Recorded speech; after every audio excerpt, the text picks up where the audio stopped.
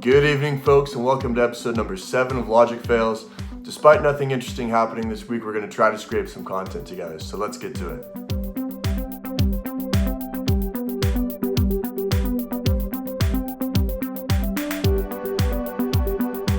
Now, we'd intended, naturally, to run an episode assessing logical fallacies in the first presidential debate. Fallacies like this one. Almost every law enforcement group in the United States. I have Florida, I have Texas, I have Ohio, I have Portland. The sheriff just came out today and he said, I support President Trump. When in reality, in tonight's presidential debate, the president said that the Portland sheriff supports him. As the Multnomah County sheriff, I have never supported Donald Trump and will never support him. Or this one. I'm the one that brought back football. By the way, I brought back Big Ten football. It was me, and I'm very happy to do it. And all right, people of Ohio are very proud of me. Which led one Big Ten University president, who in fairness asked to remain anonymous, to say, President Trump had nothing to do with our decision and did not impact the deliberations. And we considered running this one, where Trump defended his continued holding of unmasked, often indoor rallies during a global pandemic by claiming no negative effect. We've had no negative effect, and we've had 40,000 people at these rallies. Seeming to completely forget that former presidential candidate and longtime Trump supporter Herman Cain died of coronavirus that he likely contracted while he attended Trump's infamous Tulsa rally, maskless, in the middle of the city's peak in cases. In fact, there were so many fallacies and so much belligerence that the debate quickly devolved to this point. You know what? Absolutely not true. You're doing it. You're going to have true. Gentlemen. I hate to raise my voice, but I see it seems to be. Why should I be different than the two of you? It got so bad that many people wondered whether we should even have a second debate. Former Congressman and Morning Joe host Joe Scarborough, for example, tweeted, "There is no reason, not one, that Joe Biden should participate in another." Many other publications wondered what the point of such theater even is in today's society. And while I definitely understand their frustrations, let's consider the case that Scarborough is making. The premise is that the first debate was a dumpster fire, and the conclusion is that we shouldn't have any more. I think we should consider this an exclusivity fallacy. We're excluding other relevant possibilities. Perhaps the next moderator can rule with an iron fist, or perhaps the debates really don't have to look like this.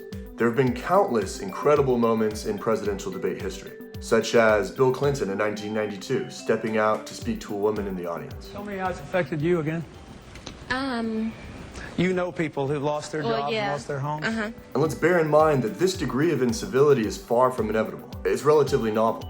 Consider McCain's response in a town hall setting when a concerned elderly woman said, I got to ask you a question. I can't trust Obama. I have read about him. He's an Arab. He is not? No? No, ma'am. He's a decent family man, citizen that I just happen to have disagreements with.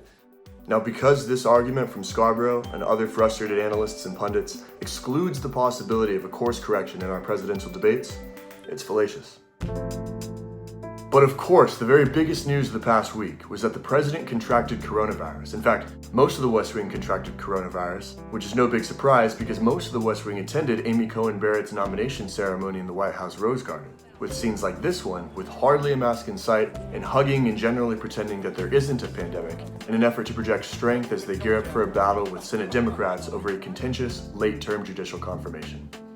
Now, the president's health is, of course, tremendously important and of special concern, particularly because he falls into a lot of risk categories related to his advanced age, his weight, etc. But it's been very hard to ascertain what's going on with the president's health because his doctor has repeatedly lied at the behest of the president. He's even exhibited his best impersonation of a lawyer in his repeated dancing around this very simple question. Has he ever been on supplemental oxygen? Right now, he is not on oxygen. I know you keep saying That's right now, but should we read into the fact that he had been previously? Yesterday and today, he was not on oxygen. So he has not been on it during his COVID treatment? He's not on oxygen right now. Now, this is not altogether surprising because Trump lies about his health a lot. And in fact, there's a long tradition of presidents lying about their health, dating back to FDR with polio, staying behind a desk to hide his wheelchair.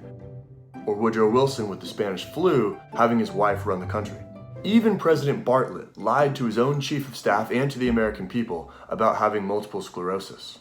I'm so sorry, Leo. I really am. Although that's different because we're never going to get an apology. So after returning from the hospital, and despite being contagious with coronavirus, dramatically pulls his mask off as if to say, I understand nothing. and he followed it up with a tweet. And since then, many public comments where he concluded, don't be afraid of the virus. Now this is a ridiculous sampling issue.